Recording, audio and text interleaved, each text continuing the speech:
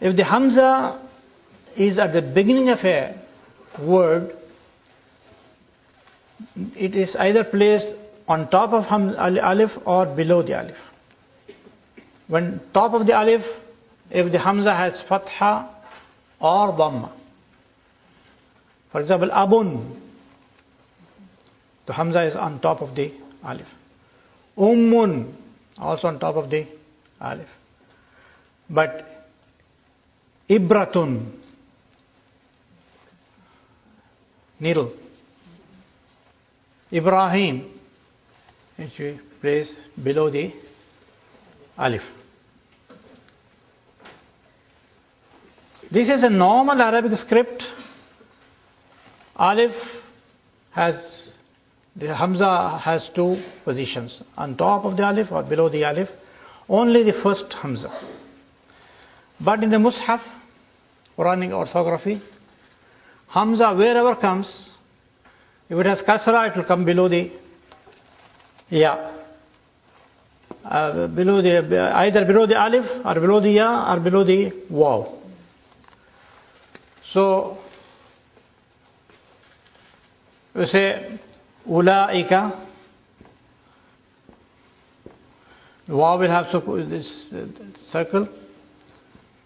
Alif.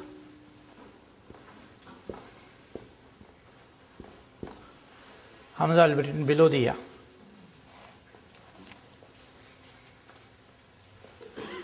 And even if Hamza comes with the alif, at the end of the word, it will be written below the alif. So this is the speciality of the Quranic orthography. And also lu'i. Waw, Hamza comes below the waw because it is at kasra. Yes. So that is one of the speciality, but not in the normal Quran, normal Arabic script. We will write Hamza on top of the alif, only at the beginning, below the alif, only the beginning of a word, not at the middle. Malaika, for example, Malaika will write the Hamza on top of the ya, not below the ya.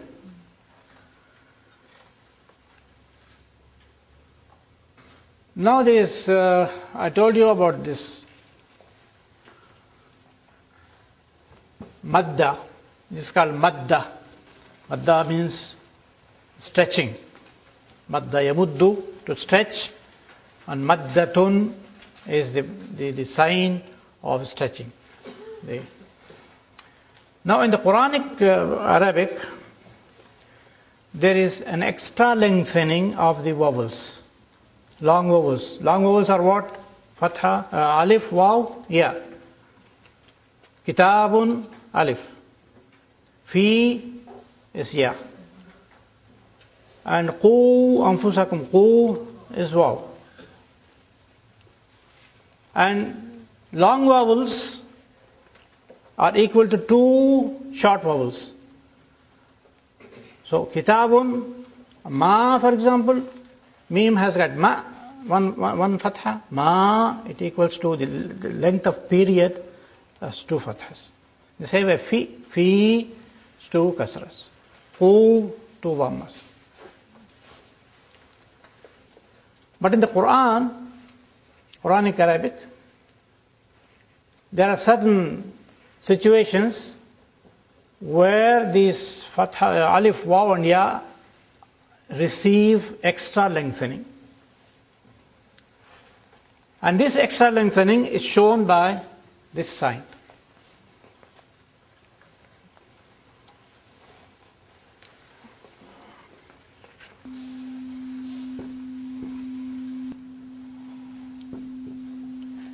Okay. When do the long vowels receive extra lengthening? Two things. Number one, when they are followed by a Hamza. When they are followed by a Hamza.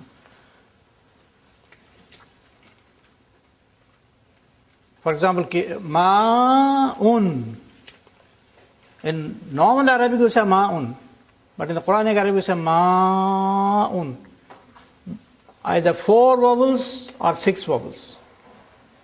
Ma'un. Ja'a.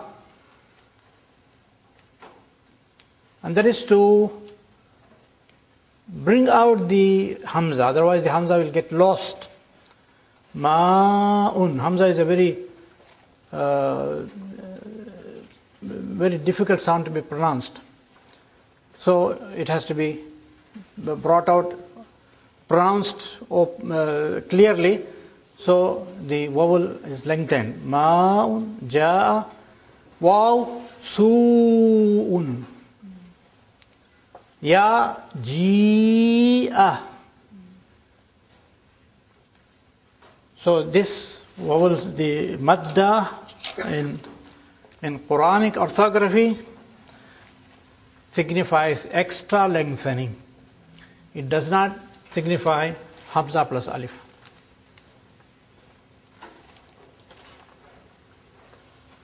Ja'a, su'un, ji'a.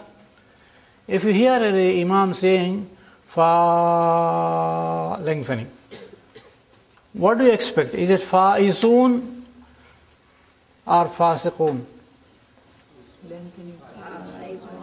Huh? It must be fa'izun because Hamza. It can't be fasiqun. Fasiqun without lengthening, fasiqun, but fa'izun. This is the first thing. Second,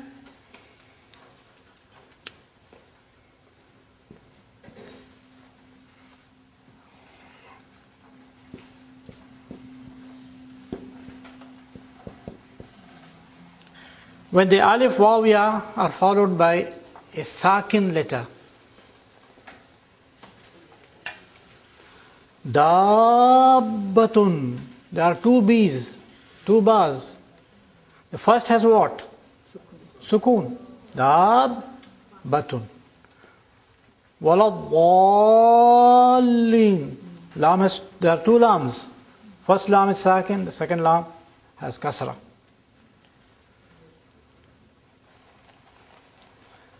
There are certain letters of Arabic whose name ends in sukun. Like this letter, noon. Noon, waw, noon. What is the last letter? Noon. Sakin or mutaharrik? Sakin. So it also has lengthening noon in the Quran. Qaf, kaf, ha. Ha does not end in sukun. Ha. Like in kaf, ha. Ya, no sukun. Ain, there is sukun. Sad, there is sukun. So extra lengthening, the letter, the alif, waw, ya receive extra lengthening if they are followed by what? Hamza or sakin letter or sukun.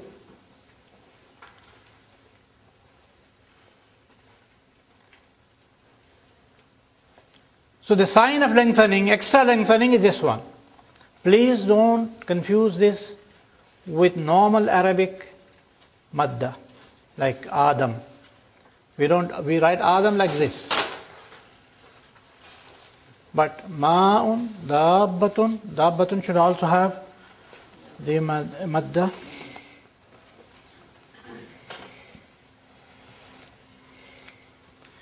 Here one more point. If the alif, waw, ya are in one word and the hamza is another word, then you have got a choice, either to lengthen or not to lengthen.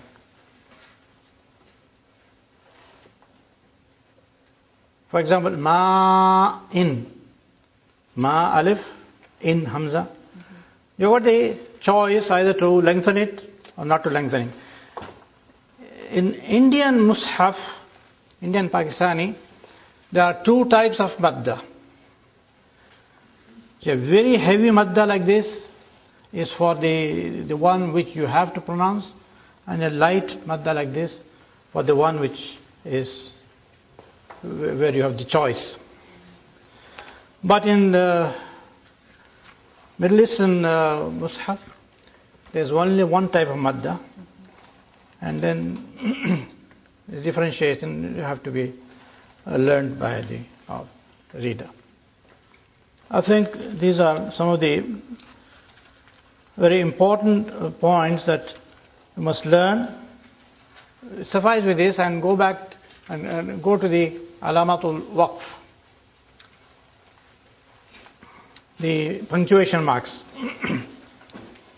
The punctuation marks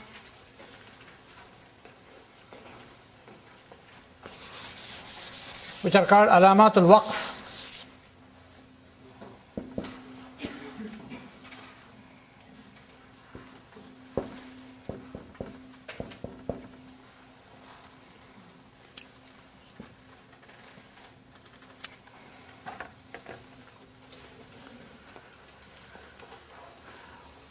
One, two, three, four, five. These are the 5 signs that are used in the Medina Mus'haf.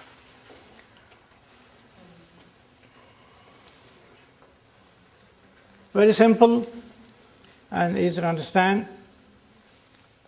Meme stands for waqf lazim. Waqf lazim. That's compulsory pause. Lazim.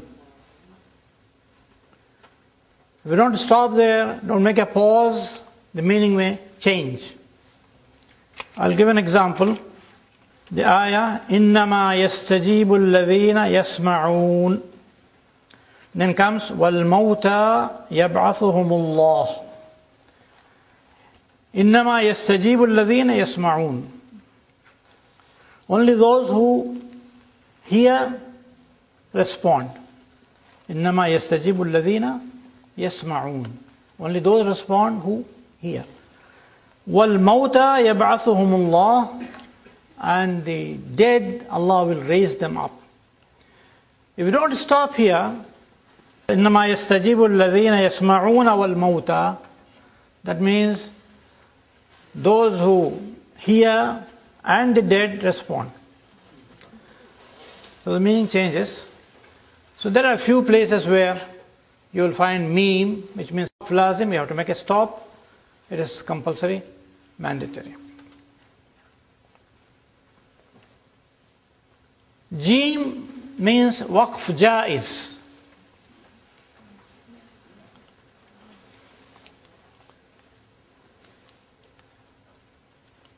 Jaiz, it is permissible to stop. Either you pause or you don't pause, it doesn't make much difference.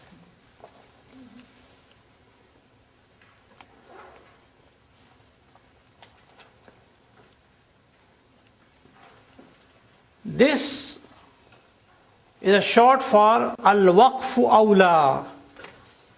Al-waqfu awla.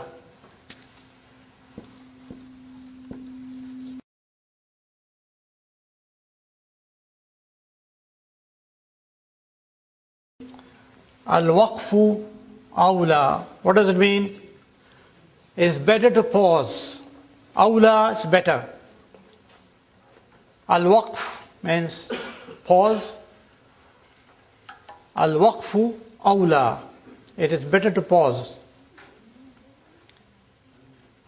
That means it is not wrong to continue.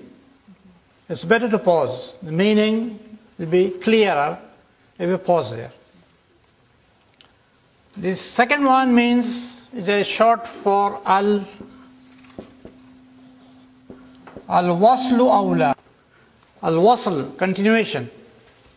Al-waslu awla, continuation is better.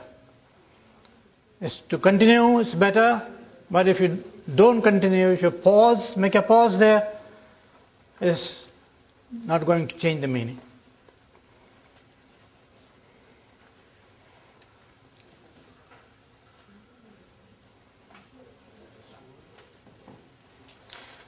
Al-Waqf al-Jaiz, I have explained to you. And then these three dots written twice, they are called Al-Mu'anaqa.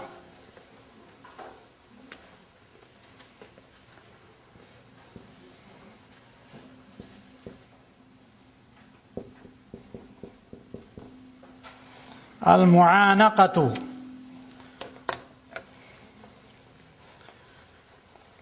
It literally means embracing. From unuq. What does unuq mean? Neck. Unuq. Anaqa means he held him by the neck. Put his neck into his neck. Mu'anaqa. You will find them in two places, very close to each other. That means if you make a pause at the first sign, don't make a pause at the second sign. ذَلِكَ الْكِتَابُ لَا رَيْبَ فِيهِ. ذَلِكَ الْكِتَاب, that's the book. لَا رَيْبَ فِيهِ, there's no doubt in it. Or you say ذَلِكَ الْكِتَابُ لَا رَيْبَ فِيهِ. You don't start with the first one, you start with the second one. So these are the most important things that I wanted to explain to you in the text of the Quran, and the time is up. Inshallah, we'll continue later. Assalamu alaikum wa rahmatullahi wa barakatuh. Bismillah ar-Rahman ar-Rahim. Alhamdulillahi Rabbil Alameen. Wassalatu wassalamu ala ashrafil anbiya'i wal mursaleen. Nabiyyina Muhammadin wa ala alihi wa sahbihi ajma'in. Amma ba'd.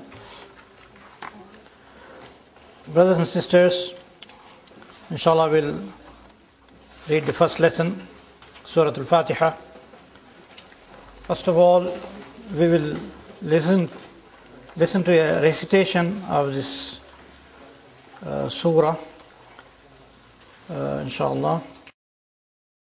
Bismillahir Rahmanir Rahim.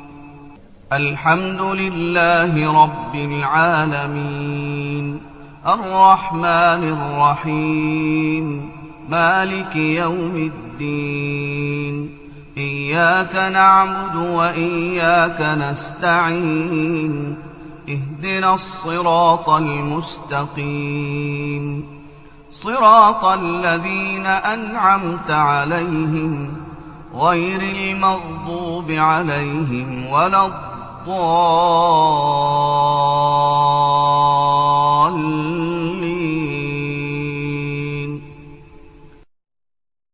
بسم الله الرحمن الرحيم.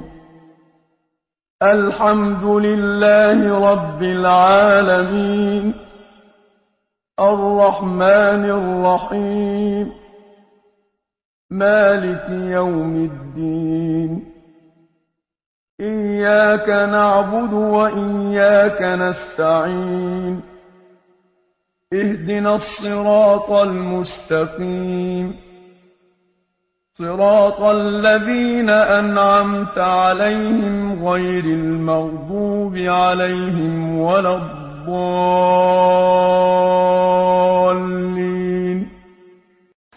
Now in this surah, the basmala, that is the formula Bismillah ar-Rahman ar-Rahim, is part of the surah. With regard to other surahs, there is difference of opinion whether it is part of the surah or not, but with regard to Surah Al-Fatiha, it is part of the surah. You notice that Bism, the alif has been omitted, and the word is Ism, which starts with commences with a Hamzatul Wasl. There are some 10 nouns in Arabic which commence with a Hamzatul Wasl. You have learned some of them, Ism and Ibn, yes. In the same way, Ibnatun, feminine of Ibn is Ibnatun. So the other words, inshallah, you will learn later, but they are not very important. But with verbs, of course, there is a rule that verbs having 5 letters or 6 letters, their hamza is hamzatul wasl, like in kasara, in taqama, the madi, like in kasara, in kisarun, masdar, in kasir, amr, in sarafa, in sarifu, in sarif. So istaqbala, istaqbilu, istiqbal, masdar has no is hamzatul wasl, and istaqbil, amr, has also hamzatul wasl. So in verbs it is regular. Arabs call it qiyasi. Qiyasi means based on a rule. Sama'i is hearing, based on hearing. There's no rule. So there are about 10 nouns, out of which I have mentioned ibn, ism, and ibna.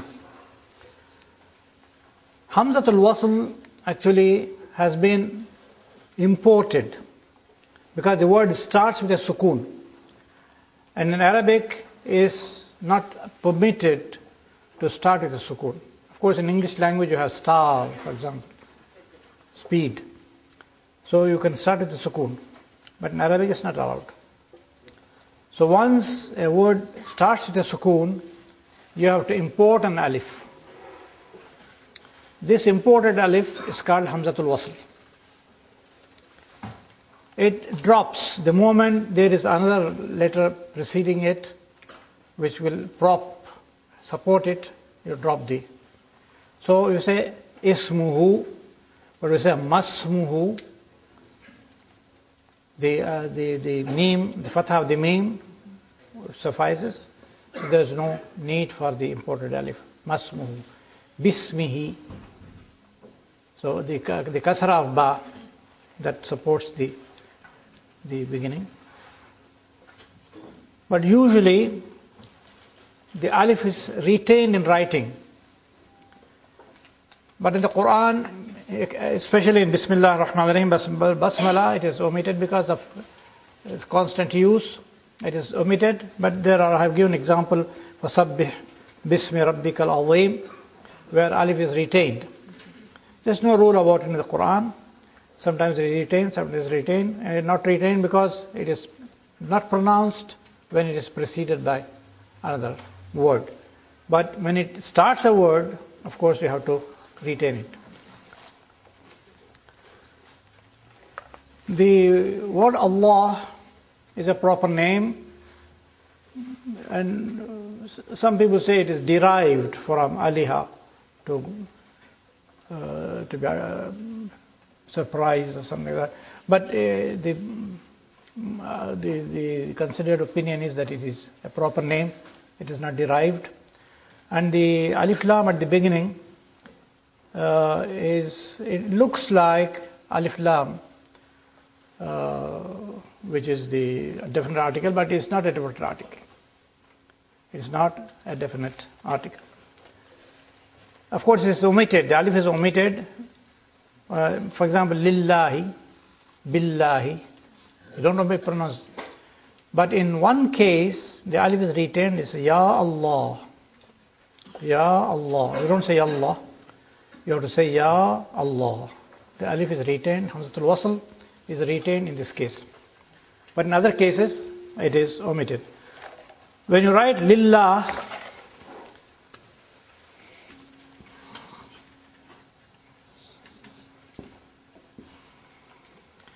Allahu, if you want to write lillahi, for Allah or belonging to Allah, what do? You just omit the alif. It becomes lillah. But in India and Pakistan, you will find lillah written like this, with another lam, which is wrong. There are a lot of mistakes in the Indian subcontinent with regard to Arabic, prevalent there, and unfortunately nobody corrects them. And so one of them is this lillah writing. It's being written with 3 lams, which is wrong. So if you want to write lillah, just remove the alif, it becomes lillah. So Ya Allah, Hamzatul Wasl is pronounced Hamzatul Qata'. If you remember, Hamzatul Wasl or Hamzatul Qata'. Hamzatul Qata' is pronounced always like Anta, Ana wa Anta. But Ibnun, Hadha Ibni, you say Hadha Ibni, Ayna Ibnuka, Masmuka. The alif is omitted. And in the Mus'haf, the Hamzatul Alama, the sign of Hamzatul Wasl is always written. In normal Arabic orthography, it's not written. Only in certain cases to show or to teach. But normally, the sign which is called Sila is omitted. But in the Mus'haf, somebody asked me the meaning of Mus'haf, so I'll explain to you. Al-Quran and Mus'haf have got two words. Mus'haf is the printed form of the Quran, or the written form of the Quran. That's why you can speak of, in the Mus'hafun, I've got a Pakistani Mus'haf, I've got a Saudi Mus'haf, I have a German Mus'haf, but we can't say I have got a Pakistani Quran, no. In Arabic, we say, Indi Mushafun Kabirun, or Mushafun Saghirun. I got a large copy, a small copy. Indi Mushafun Pakistaniyun, Mushafun Saudiyun. We won't know it's a Quran. We say, Ja'a fil Qur'ani. Ja'a fil Quran. Quran, it's used in the Quran. But when you speak of spelling, you say, it is written like this in the Mus'haf, because it has to do with writing. So there's a difference. The Egyptians don't use the word Quran, because Qaf for them is a problem. They can't pronounce Qaf, so they make it Hamza. But in the Quran, they don't want to make it Hamza, so they avoid using the word Quran. They say Mus'haf always, which sometimes leads to misunderstanding. So it should be Mus'haf for the written, printed form, and Quran for the word of Allah subhanahu wa ta'ala. So Bismillahir Rahmanir Rahim. You see the Hamza, Hamzatul Wasl, always in the Quran written with Hamzatul Wasl, the Sila. It's a small Sad. The word, the head of the letter Sad, which is written to indicate that it is to be joined, not to be separated. We have the verb Rahima Yarhamu. Rahima Yarhamu. To pity, to show mercy. Rahmatun, Masdar. There are other Masdars also. Barhamatun is Masdar Mimi. You must have learned Masdar Mimi. Barhamatun. And the word Rahim.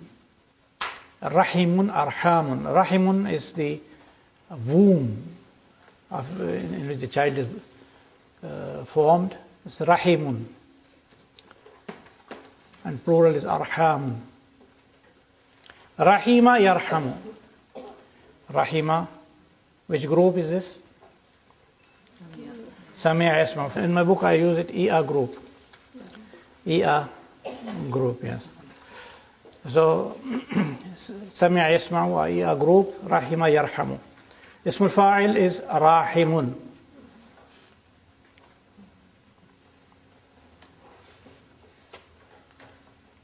But you know, Rahima is an action which does not have a beginning and an end. It's a continuous process. Rahima is to pity, to show mercy. So in this case, for example, Sami'a, you have a beginning and an end. You hear and then you stop hearing. Akala, you have a beginning and an end. Shariba, you have. But Marida, he fell sick. You can't say in which point of time he fell sick. So you don't have Ismul Fa'il from verbs which do not have a beginning and an end in point of time. You have Rahimun, but that's not very often used. Rahimun, one who shows mercy. But the word Rahimun, you know the word Fa'il, the pattern Fa'il shows an inherent quality that is in the person. Like Karimun, noble. This nobility does not start and end. Sakhiyun, generous. So Rahimun is a ismul mubalagha, sighatul mubalagha, and also Rahman.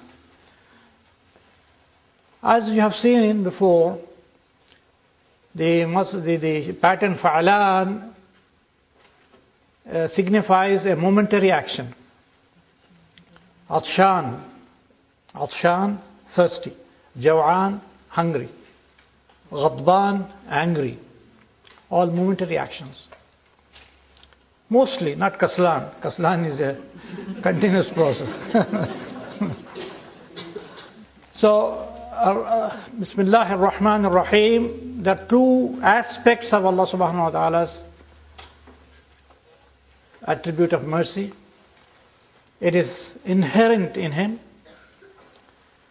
which is Rahim, and the word Rahman signifies the manifestation of His attribute in time and space. In a particular time, in a particular space, the manifestation will be momentary, it will be time-bound. But the word Rahim is the inherent quality which doesn't get separated from Allah subhanahu wa ta'ala. Bismillah ar-Rahman ar-Rahim.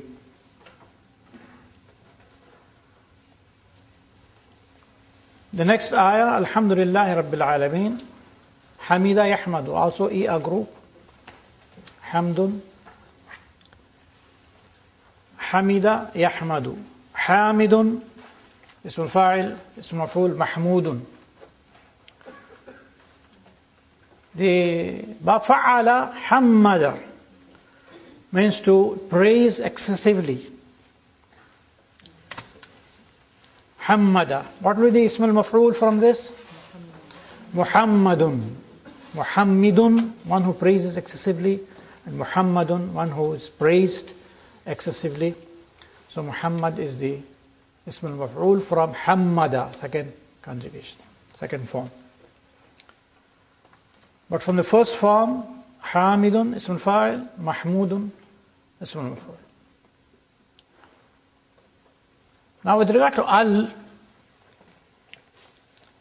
we have learned in the book that it is definite article, but there are different three kinds of Al, which I will explain now. The one that we have already learned is called Alif Lam al-Ahdiyya.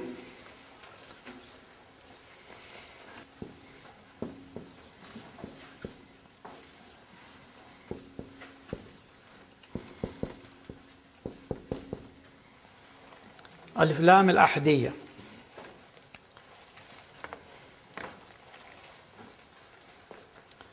Al-Ahd means reference, previous knowledge,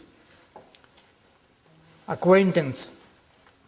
So Alif Lam al-Ahdiyya refers to a thing that is already known to you and known to your listeners or readers. If you are reading a book, when I speak to a man and say, Ja'a ar-Rajulu, the man came, that means you know him, and your listener also knows him. Otherwise, if you say Ja'a ar-Rajulu, he will get confused. May ask you, whom do you mean? So al-Ahdiyya means the thing is known to you and known to your listeners and readers. Now this knowledge common to you and to your readers and your listeners, the source of this knowledge is three things. One of three things.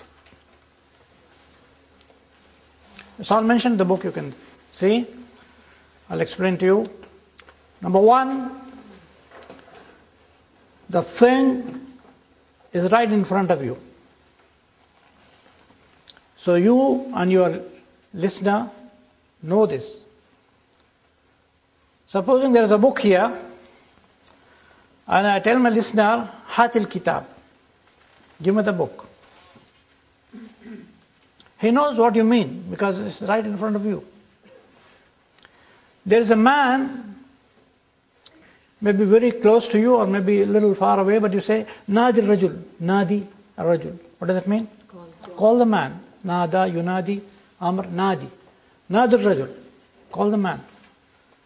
Your listener will understand because he is seeing this man. This is called Al-Ahd al-Huduri.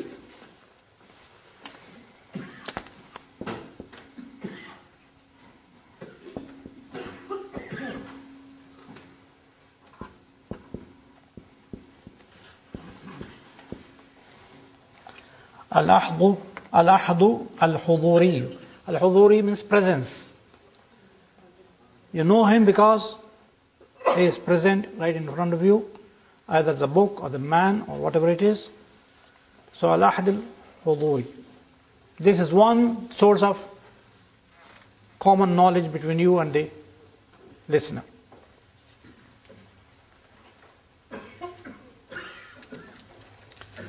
The second type is Al-Ahd al-Dhikri. The object or the man or the person has been mentioned before, either by you or by the listeners. So, you second time you refer to him. For example, you say, Ja'ani rajulun. Ja'ani rajulun. A man came to me. Now here, he is unknown to you.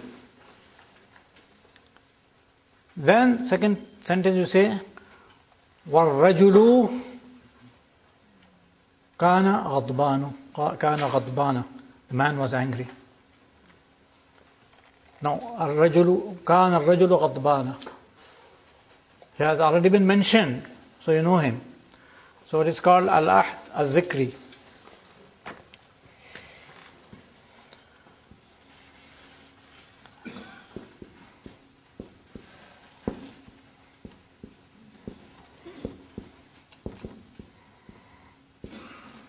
Al-Ahd al-Dhikri.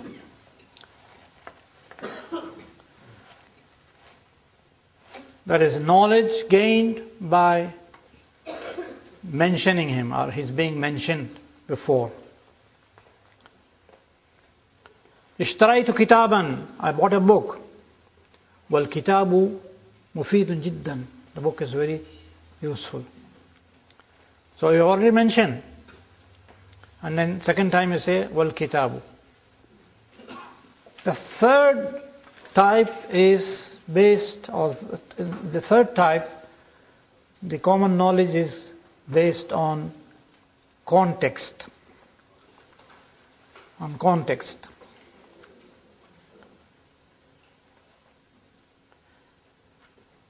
So when you tell your friend, I'm going to the office, you know which office he means, because he knows that he works in a particular office. We say, I'll ask the friend. They know which friend he's meant. His previous, from the context, they will be different. Supposing in a grammar class, there's a question in grammar. So one of the students says, Nas'alu al-shaykha, Nas'alu al-shaykha. We'll ask the teacher. That means the grammar teacher, not the Quran teacher. Because the context determines what you mean. But in the Quran class, we say Nas'alu al-shaykha, that means the Quran teacher. So that is called Al-Ahd al-Dhihni.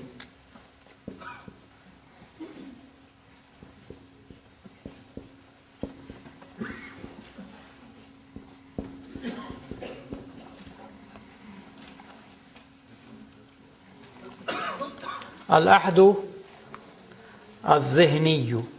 Dhihni, mental.